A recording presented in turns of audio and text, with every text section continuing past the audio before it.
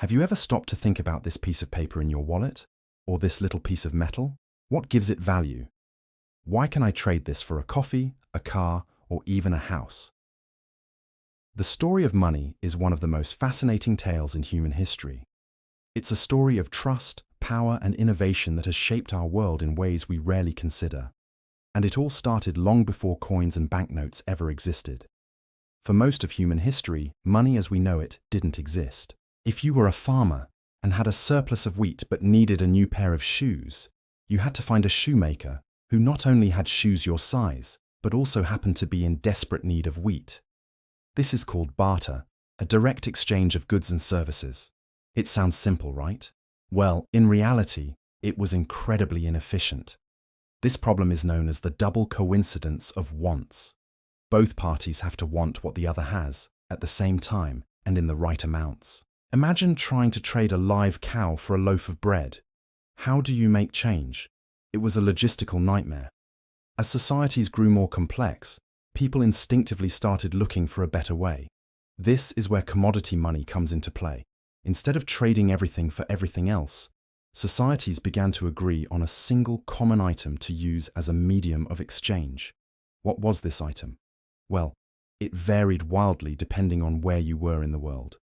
In ancient China, it was cowrie shells. These beautiful, small, and durable shells were portable and easy to count, making them a surprisingly effective form of currency for thousands of years.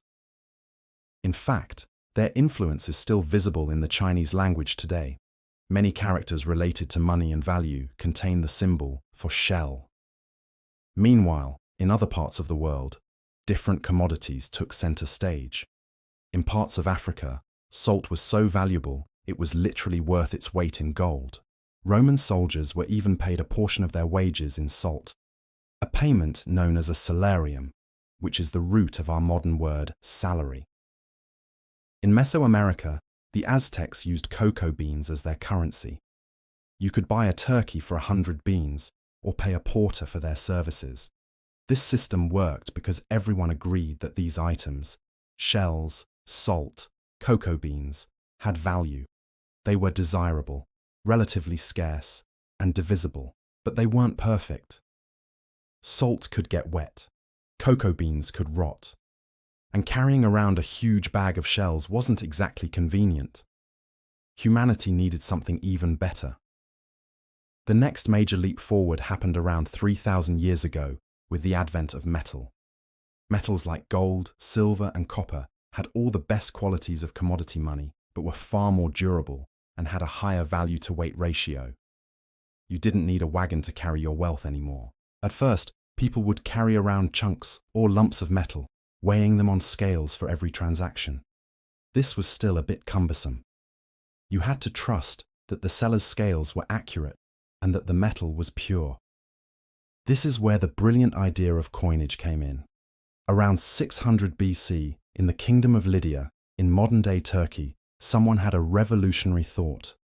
What if we pre-weighed lumps of metal and stamped them with a mark to guarantee their weight and purity? These were the world's first coins. They were made from a natural alloy of gold and silver called electrum and were stamped with an image, often of a lion, symbolizing the authority of the king who issued them. This single innovation changed everything. Trade exploded. Now a merchant could accept a Lydian coin without needing scales or an acid test. They just needed to trust the stamp. This trust, backed by a government or ruler, was the secret ingredient. It allowed commerce to flourish on an unprecedented scale, fueling the growth of empires like Greece and Rome. For over 2,000 years, coins dominated the financial world. But as economies grew and trade routes expanded across continents, carrying chests full of gold and silver became risky and impractical. Merchants needed a safer, more convenient way to do business. The solution, once again, came from China. During the Tang dynasty, around the 7th century AD, merchants started leaving their heavy coins with a trusted agent and receiving a paper receipt in return. These receipts could then be traded as if they were the coins themselves. It was a simple IOU system, but it was the seed of a world-changing idea.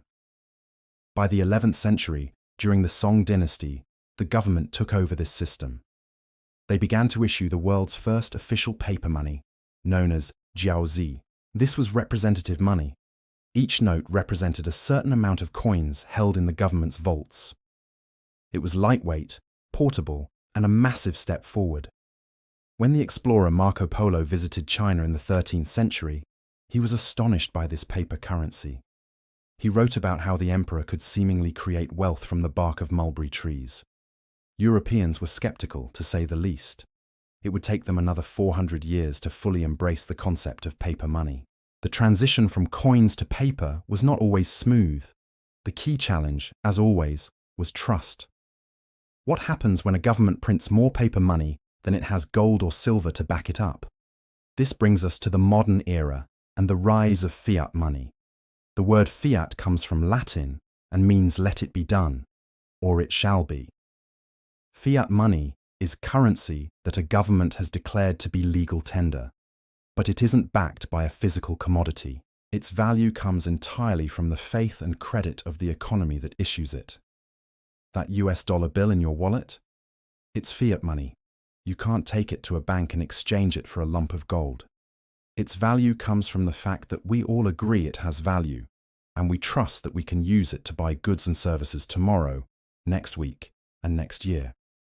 This move to fiat money, which happened globally in the 20th century, gave governments immense power and flexibility to manage their economies. But it also carries significant risks, like inflation, where the value of money decreases as more of it is created. It's a delicate balancing act based entirely on collective belief. And the story doesn't end there. In the 21st century, we are in the midst of another monetary revolution.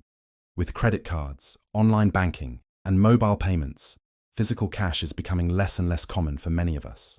Money is becoming increasingly digital, just numbers on a screen. And now we have the rise of cryptocurrencies like Bitcoin. These are decentralized digital currencies, not controlled by any single government or bank. They operate on a technology called blockchain, proposing a new form of money secured by cryptography and mathematics, rather than by the authority of a king or a central bank. From trading a cow for shoes, to cowrie shells, to stamped coins, to paper notes, and now to digital code, the form of money has constantly evolved. But the fundamental principle remains the same. Money is not about the paper, the metal, or the code. It's a technology. It's a shared story we all agree to believe in.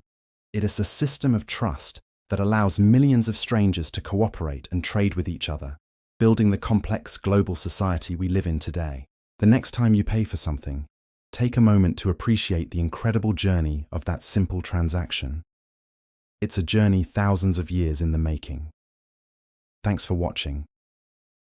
If you found this story of money as fascinating as I do, hit that like button and subscribe for more deep dives into the ideas that shape our world. See you in the next one.